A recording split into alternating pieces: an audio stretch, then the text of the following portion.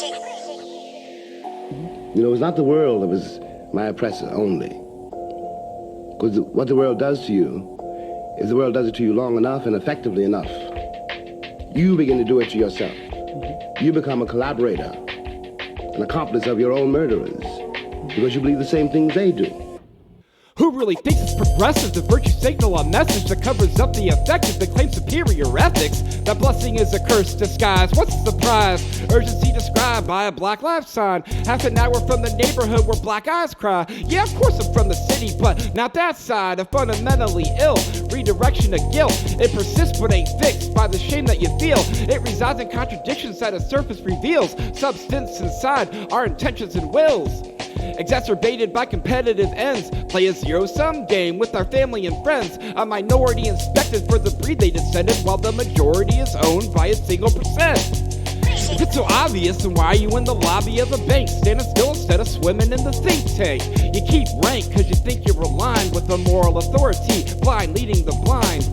But my employer has a CDO for DEBI under the CEO. So when it cuts into the profits, who's the first to go? We see the bottom line is higher than the desire for growth. The plot keeps on thickening. The hypocrisy is sickening when the fence in your yard is the only thing you'll be picketing. This according to Oxfam. Of the world's 85 richest people is equal to the 3.5 billion poorest people. It's fantastic.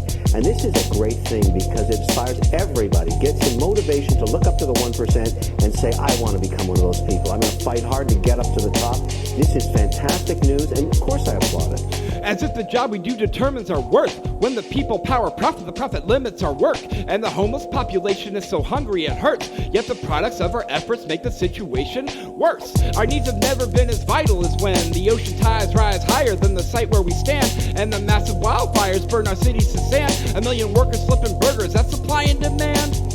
I have a hypothetical to propose. Since employees do the work, why ain't the work employee owned? It's pretty funny how we run out of money when we're busy building the world that the company's running.